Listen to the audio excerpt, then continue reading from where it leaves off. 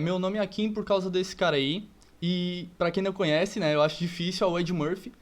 E nessa foto aí, ele tá atuando no filme Um Príncipe em Nova York. Meus pais viram esse filme 10 anos antes de eu nascer. Ele tem a escrita diferente do meu nome, porque na época meus pais não tinham internet pra poder saber como é que se escrevia Akin. E beleza, deram o meu nome de Akin, né? 10 anos depois. Eu botei um tubarão aí, porque eu sou da cidade de Tubarão, de Santa Catarina. Algumas pessoas já devem ter ouvido falar. Infelizmente saiu bastante nos noticiários ontem aí por uma notícia bem ruim, mas não vou entrar em detalhes. Nasci, sempre morei aqui. E é aqui mesmo em Tubarão que eu trabalho no Instituto Senai. Esse é um projeto que nós terminamos mês passado, não, brincadeira. O pessoal assimila bastante com o galo robótico, né? Mas aqui no Instituto Senai a gente tem uma equipe de tecnologia que trabalha com tudo quanto é tipo de tecnologia. Então, não é só aplicativos mobiles com React Native. Já teve Ionic, tem Flutter atualmente, tem Java, vários produtos que a gente acaba trabalhando. E eu, inclusive, trabalho em vários desses produtos mais focados na parte de saúde, nos aplicativos de saúde. Um pouco mais sobre mim é que eu sou DJ e produtor, eu produzo há mais ou menos 5 anos, aí é eu tocando numa das maiores casas de festa aqui em Tubarão, gosto bastante de música eletrônica, não consigo programar sem ficar ouvindo música o dia inteiro. E tá, mas vocês não querem saber sobre mim, né? Vocês querem saber o que eu tenho pra falar. Já apresentei um pouco sobre mim. Eu vou falar sobre uma coisa que não é tão popular, muita gente não vai conhecer. O 3JS. Quem não entendeu não tem problema, eu vou parar com as piadinhas. Mas eu dividi essa talk aqui em 3 partes, né? A primeira eu vou apresentar um pouco dos frameworks de desenvolvimento de games. Depois eu vou partir para como a gente pode fazer aplicativos, fazer games com a biblioteca 3JS. E como a gente pode começar de fato, o que precisa, o que eu preciso saber, o que eu preciso ter no meu computador. E bora lá. Popular Game Engines. Quando a gente fala em desenvolvimento de games, a gente já pensa logo em duas... Eu, pelo menos, penso em 2 coisas, né? Unity e Unreal. Falando um pouco da Unity, ela é uma engine fácil de usar, assim. Até quem não tem muito conhecimento em games consegue entrar lá, construir alguns modelos, fazer alguma programação básica em cima disso. E tem bastante games no mercado, inclusive mobile, que utilizam. Por exemplo, Pokémon GO, o Call of Duty Mobile, o Among Us, é tudo feito em Unity. Então ele serve não só para desenvolvedores independentes, mas ele serve para tipo, tudo quanto é tipo de empresa.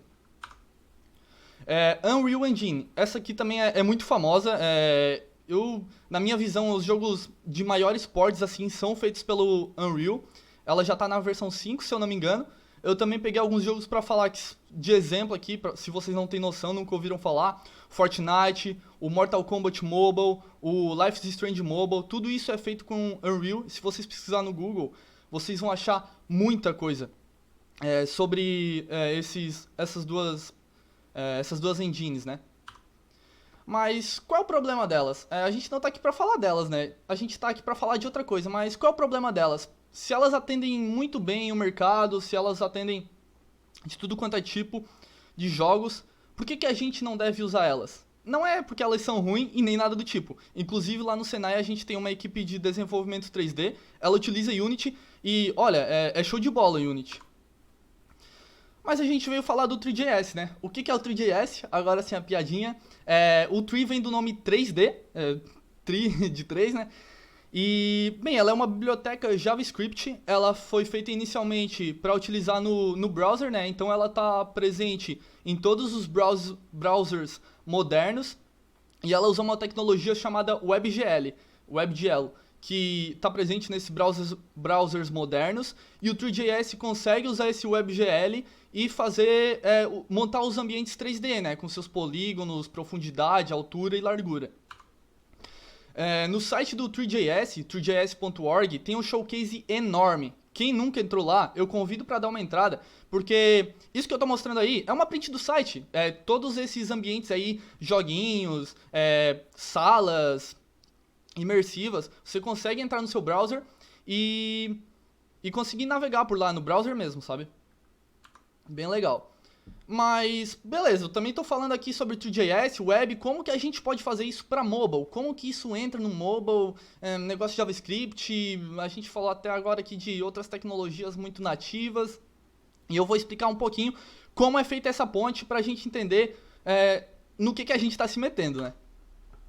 Bem, a gente vai precisar de algumas coisas para programar um aplicativozinho com o 3JS fazer os nossos joguinhos. React Native App, obviamente, para conseguir integrar tudo isso. Vai ter que ser usado com o React Native. A gente vai precisar da SDK do Expo.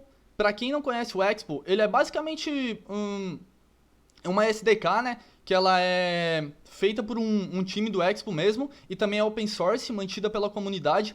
E o objetivo dela é, por exemplo, facilitar o desenvolvimento mobile. Tipo, eles criam bastante bibliotecas, eles fazem bastante essas pontes aí, migram bastante bibliotecas, tudo para quando a gente chegar no React Native, não precisar estar quebrando cabeça com essa parte de código nativo, ele facilita bastante. E por que a gente vai precisar do Expo, né? Porque tem duas bibliotecas nessa SDK, que ela é a ExpoGL e a Expo Tree. Essas duas bibliotecas são para conseguir usar no nosso aplicativo React Native a tecnologia do GL, que eu falei para vocês que era presente lá no browser, e o Tree também, que é uma tecnologia web, né? Que é uma biblioteca web. E claro, um pouco de JavaScript, né? Além do mais, em React Native, Expo, tem essas libs em JavaScript, a gente vai precisar programar um pouquinho em JavaScript. Já vou mostrar mais sobre isso. Como é que a gente começa a criar um jogo ou um ambiente? A gente tem que ter esses conceitos, e esses conceitos eles não são exclusivos do 3JS. Eles são mais um conceito universal aqui, tirando a parte do WebGL. Então, primeiramente, como eu falei para vocês, tem a parte do renderer, que é o WebGL que trata tudo isso, né? Tem a cena, então pensa que em todo ambiente 3D a gente vai ter, entre aspas, como se fosse uma sala, para nós visualizarmos melhor. Vamos ter essa sala, e essa sala vai ser uma cena, né? Pra gente conseguir colocar tudo dentro dessa cena. E o que seria tudo, né? Seria o que a gente vai usar. A câmera. O que seria a câmera? A câmera é a visão do usuário. Então não tem como a gente ter todo um ambiente e não ter a câmera, não tá mostrando isso pro usuário. Se a gente coloca uma câmera e aponta para os locais, é isso que o usuário vai estar vendo. E por último, os 3D, os objetos 3D, que a gente costuma chamar de meshes, não só no 3JS, mas também em outras engines, né? A gente consegue colocar tudo quanto é tipo de objeto, exportar de outros programas. Aí eu coloquei a representação tá 2D mesmo, é um quadradinho, uma bola e um triângulo, mas seria a representação de um cubo, uma bola mesmo e, sei lá, talvez um cone, para representar que a gente pode colocar tudo 3D ali. O que a gente precisa para começar a programar isso? Para quem não é acostumado com React Native, vai precisar algumas coisas antes disso, como por exemplo ter o Node na máquina, ter um emulador, mas eu acho que não faz sentido eu entrar em detalhe aqui, porque isso são coisas não básicas, né, mas que você consegue encontrar em qualquer lugar. Depois de já ter esse ambiente configurado, a gente precisa iniciar um app React Native. Aqui a gente usa npx, o Create React Native App, CRNA, como o pessoal costuma falar. E esse "-t" é para passar um template, e a gente vai passar o template with tree. Por que esse template? Bem, lembra que eu falei para vocês que a gente precisa de um app React Native, a gente precisa de Expo, precisa de uma lib chamada ExpoGL, outra chamada ExpoTree. Pô, para configurar tudo isso aí na mão já ia perder metade do tempo de desenvolvimento, né? Com esse comando, basicamente ele vai gerar a nossa estrutura ali, com as pastas, tudo certinho, com o tree integrado, e a gente já vai poder usar qualquer coisa dessas libs dentro do aplicativo. Mas como é que utiliza isso? Lá no React Native, o arquivo principal se chama app.js. Ele é como se fosse um index.html da web. E lá nesse arquivo a gente vai precisar importar algumas coisas. Eu vou listar aí que é o Sphere Geometry, o Fog, Grid Helper, Mesh Standard Material, Perspective Camera para nossa câmera, Point Light, um Cine, e vem tudo da biblioteca Tree que já vem integrado naquela nossa iniciação, né? Não se preocupem com isso aqui, que a gente já vai passar um por um, dizer como que eles se aplicam ali dentro do ambiente e como é que a gente vai utilizar eles, né? É bem tranquilo. Aqui eu tô criando uma classe, né? Esse código, se vocês forem seguindo, depois vai ter os slides disponibilizados, provavelmente. Dá pra ir criando passo a passo e ele vai chegar no que eu quero mostrar pra vocês, tá? Só que eu tô indo passo a passo pra mostrar realmente o quão simples é. Pode até parecer mais demorado no passo a passo, mas depois vocês vão ver que é muito simples. Aí eu tô criando uma classe que é um mesh, né? Como eu disse pra vocês, um mesh é um objeto 3D. Então todos os nossos objetos vai ser uma classe que vai estender do mesh, aí seria um sphere mesh, porque eu vou criar uma espécie de bola, né? E dentro dela no construtor eu tô usando o sphere geometry pra... Opa, minha câmera travou porque a Siri entendeu alguma coisa aqui errada. Beleza. Voltando aqui. Acho que tava assim, né? Beleza, eu tava no Sphere Geometry, né? Essa parte do Sphere Geometry é pra deixar a bola bem redondinha, né? Ela não vai ter nenhum tipo de ponta, tanto que eu tô usando o pi aí. Ela tem alguns argumentos... Ô, caramba, o que tá acontecendo com a minha câmera, pô? Aí, ó, foi. Não sei por que eu tive que inverter. É pra deixar a bola bem redondinha, alguns cálculos que eu tô botando, mas é tudo parâmetro padrão de função, sabe? Não é nada específico. E tem também o Mesh Standard Material, que é as estilizações que a gente tem que fazer no... Não tem que fazer, né? Mas pode fazer no nosso Mesh. No caso aí eu tô colocando uma cor, vocês já vão ver que cor é essa, bem bonita, inclusive. E bora pra próxima parte. Aqui é a nossa função de app, né? A nossa função de app, nós vamos ter que instanciar duas coisas, que seria o sphere, para instanciar a nossa esfera que nós acabamos de criar, o nosso objeto 3D, tudo vai ser instanciado nesse mesmo paradigma. Vou instanciar também uma câmera, que eu importei lá em cima o Perspective Camera, passei alguns parâmetros para ela da perspectiva mesmo, o aspect ratio, isso também se encontra tudo em documentação, já vou chegar mais nessa parte de documentação depois também. E eu estou renderizando um componente chamado GLView. O React Native ele é baseado em componentes. E para esse environment que eu estou mostrando para vocês, não precisa ter um conhecimento avançado sobre componentes. Se a gente renderizar isso, o que eu estou querendo dizer? Esse GLView, ele só vai utilizar aquela tecnologia do GL para conseguir fazer os nossos ambientes 3D. Eu estou passando um estilo muito simples aí nele, o Flex Zoom. E dentro desse componente, ele tem uma função chamada onContextCreate. É aí que vai acontecer toda a nossa mágica. Então, no 3JS, nós não vamos ter uma interface que a gente vai arrastando as coisas e tudo mais. Nós só vamos, basicamente, instanciar e chamar tudo dentro dessa função onContextCreate. Aí eu também estou usando uma coisa do JavaScript que se chama desestruturação. Estou pegando aquela função GL que o onContextCreate recebe por padrão e estou pegando alguns valores dela, mas não precisam se apegar a isso, vai ser sempre assim.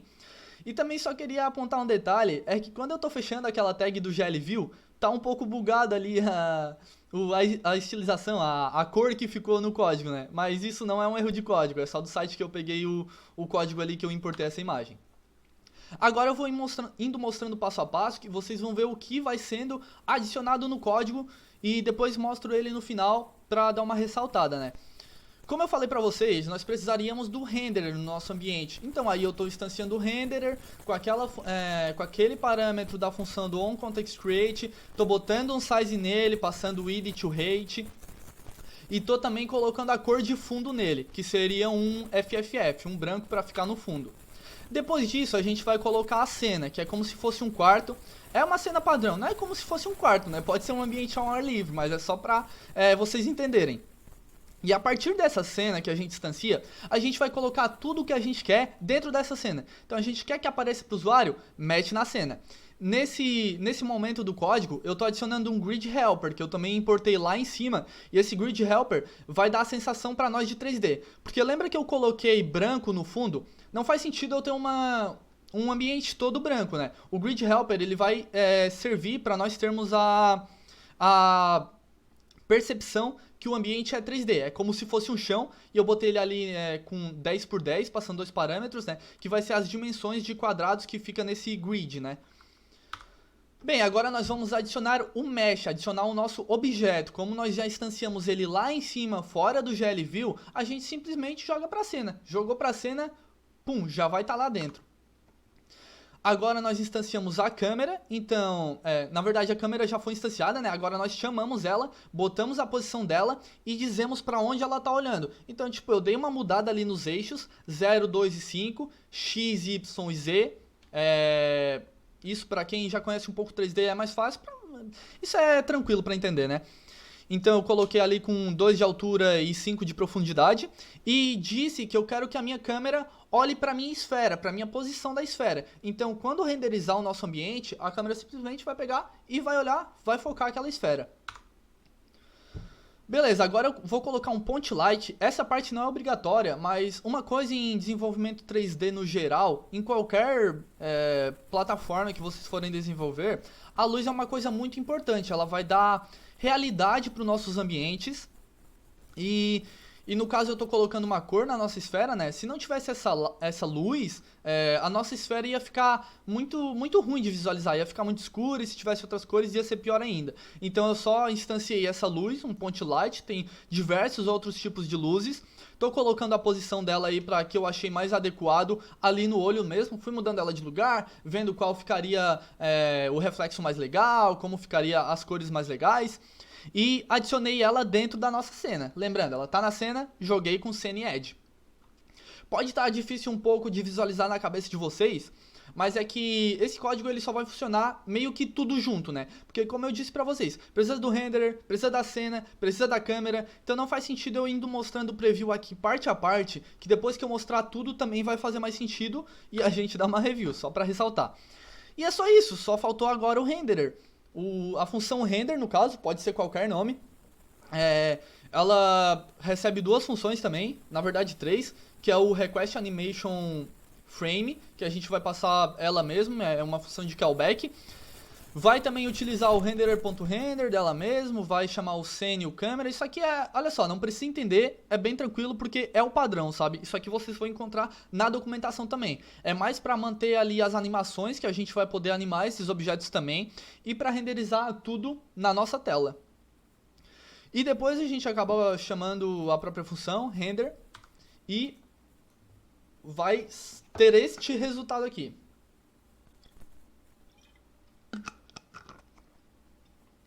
Bem, o que eu tenho para falar desse resultado? Na esquerda nós temos o mesmo código que eu mostrei, só que com um highlight diferente ali no código. Porque isso aqui é uma print real do site snack.io. Já vou chegar nessa parte também, vai ser bem legal, acho que vocês vão gostar. Ali na direita, nós temos o preview, que é tudo que eu programei. Então eu fui fazendo passo a passo, mas só deu certo tudo quando eu chamei aquele render. Então no meio desse processo aí, eu poderia ter feito o quê? Eu poderia ter instanciado mais esferas, eu poderia ter instanciado mais luzes, poderia estar trocando de posição, poderia estar animando, inclusive para fazer as animações em games aqui contra o JS, a gente pode usar qualquer lib de animação JavaScript. Eu gosto de usar uma que se chama GZAP, GZAP, não sei dizer, GSAP. Não sei pronunciar o nome da lib, mas ela é muito boa e qualquer lib JavaScript vai funcionar junto com o nosso código. Aí só ressaltando também a preview, tem a parte do Grid Helper, tem a bola na cor que eu coloquei lá quando eu instanciei a esfera, tá tudo aí certinho. Beleza, Kim, gostei, quero fazer algo parecido. Como é que eu faço? Como é que eu faço esse preview? Eu preciso configurar aquilo tudo lá que você configurou? Não, nem precisa disso. Como eu falei pra vocês, tem o site snack.io e se vocês estiverem pegando o celular de vocês e apontando pro QR Code, já vai abrir lá nesse site. E o que é o site do Snack? Talvez no mobile não funcione muito bem, tá? Ele é mais pro web mesmo pra gente codar. Só voltando um pouco aqui, eu já volto ali no QR Code. Na esquerda a gente tem o nosso código, um código React Native mesmo, com todo o Expo integrado. A gente pode colocar qualquer tipo de lib, inclusive no exemplo que eu passei o QR Code para vocês, já tá tudo isso configurado. E vocês vão entrar, vocês já vão poder alterar. Já dá de ver isso em tempo real. No caso ali do meu exemplo, eu tô dando um preview na parte da web, mas se eu pegar aquele mesmo código e no mesmo site do Snack, ele tem um visualizador lá do simulador, do emulador do Android, do emulador do iOS. Então assim, você não precisa nem ter o celular para testar no celular, sabe? E se você quiser também, é só puxar o seu celular e lá também ele gera um QR Code, o site do Snack. Dá pra só ter o aplicativo do Expo também, né? dá pra escanear ali, já dá pra testar no seu celular na mesma hora. Tipo, o 3JS, ele é show de bola. Já tá chegando no final, eu não fiz muitos slides porque eu queria que vocês focassem mais mesmo no que eu tô falando. Se eu vou botando muito conteúdo, talvez vá ficando um pouco perdido. Acabei botando bastante código, mas o código é isso mesmo. Eu achei interessante mostrar isso, porque quando a gente pega a documentação tanto do 3JS quanto do Expo 3, que é a biblioteca para usarmos no React Native, ela não diz um passo a passo, não tem o que que é uma cena, o que que é uma câmera, até tem, mas é uma parte sortida. Então, uma das primeiras coisas que eu fiz para contribuir, se vocês me procurarem em todas as redes sociais, vai ser a Kinkar. E lá no Medium tem uma, oh caramba, tem um artigo que eu escrevi fazendo a mesma coisa que eu mostrei aqui pra vocês, só que eu fiz algumas coisas a mais. O que seriam essas duas coisas? Eu botei mais 2 botões em tela, que aqui não ia dar tempo de mostrar pra vocês, até também pra não confundir muito a cabeça, e eu utilizei a biblioteca de animação. Então, aqueles 2 botões vai animar a bola pra frente e pra trás, e vocês acham que isso é uma coisa muito simples. Quem vê de longe, tipo, não conhece o desenvolvimento mobile, viu isso? Pô, é muito simples, não vou aprender nada com isso. Mas galera, se vocês sabem esse conceito de cena, de câmera, de luz e de objetos, isso aí dá pra seguir muita coisa, dá pra partir pra muita coisa. E só ressaltando também um ponto lá atrás que eu falei, pô, por que que a gente não faz isso então com Unity, com Unreal? Não só pra mim, mas pra muitas pessoas, não só eu, mas muitas pessoas trabalham aqui o quê? Com Android, Java, Kotlin, Flutter, Swift, Objective-C, React Native. Tipo, pô, largar a mão disso pra ir numa engine que utiliza C Sharp, C++, isso é até um pouco mais complicado, sabe? Quando a gente utiliza o 3JS e já no ambiente de React Native, a gente só precisa saber o JavaScript básico, como eu mostrei pra vocês. E muitas coisas, como ali os componentes, vêm do padrão HTML que... O link do exemplo, só um momento que eu já pego aqui pra vocês. É muito fácil pra gente migrar pro 3JS, porque nós já... a maioria do pessoal já está familiarizado ali com a parte web, né? Com HTML, com tags, com JavaScript. Deixa eu pegar aqui o link do exemplo e eu já mando aqui para vocês. Cadê?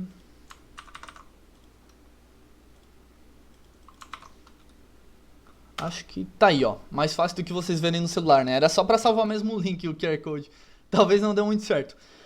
Mas enfim, continuando aqui no último slide, que esse é o último slide, já vão preparando a pergunta, se vocês tiverem alguma pergunta.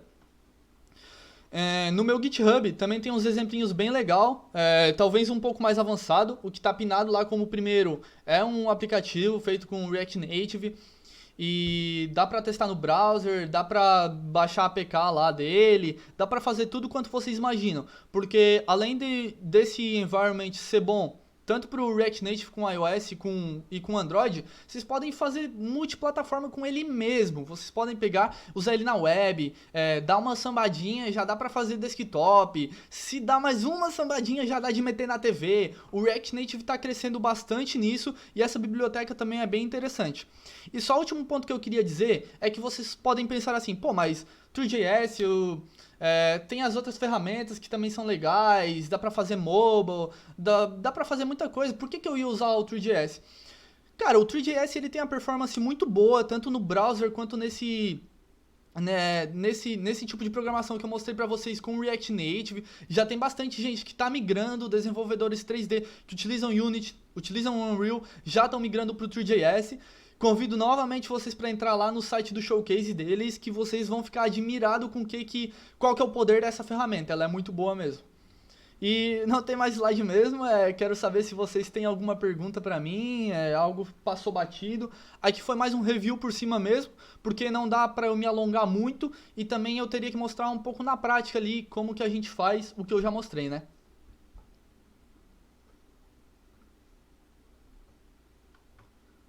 Deixa eu dar uma olhada aqui pra cima, se tem mais alguma coisa, não sei se tem mais alguma pergunta, ali no slide também. Opa, beleza, só mais uma coisa pra ressaltar também, pessoal, ali nas minhas redes, quem tiver alguma dúvida aqui que for mais específica ou quiser conversar sobre qualquer outra coisa, pode me chamar ali nas redes, pode me chamar aqui no direct do evento, a gente vai trocando uma ideia. Boa, boa, Kim. Mandou benzão, hein? Está-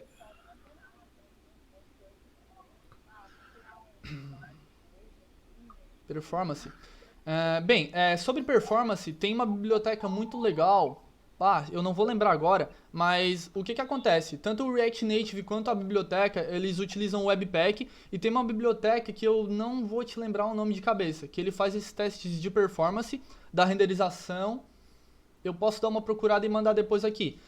Eu não cheguei a fazer testes, mas tem bastante coisa na internet do pessoal que faz testes e faz a comparação entre as plataformas. Uma coisa também que eu acabei deixando passar em branco é que, por exemplo, ali, às vezes vocês vejam e pensam, pô, mas o True.js é só para fazer um negócio mais simples, um negócio mais.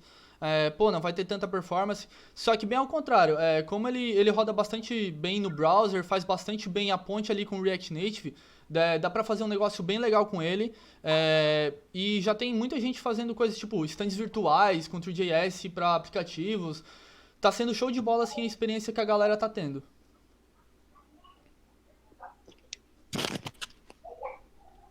Não sei se alguém tem mais alguma pergunta.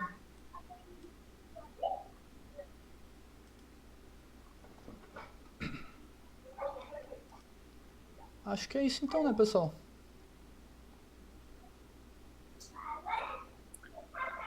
Beleza, como eu disse pra vocês, fico à disposição. Qualquer coisa, é só me dá um toque aí. Obrigado a todos os coordenadores pela oportunidade, muito show de bola. E obrigado a todos aí que estão acompanhando. Valeu, pessoal, um abraço. Sucesso aí, irmão. Parabéns. Show, parabéns aí, Kim. Valeu. Principalmente pela camisa.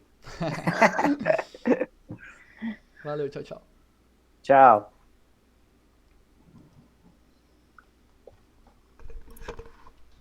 Agora nós temos a palestra do Toshi Osada. Eu acho que é assim.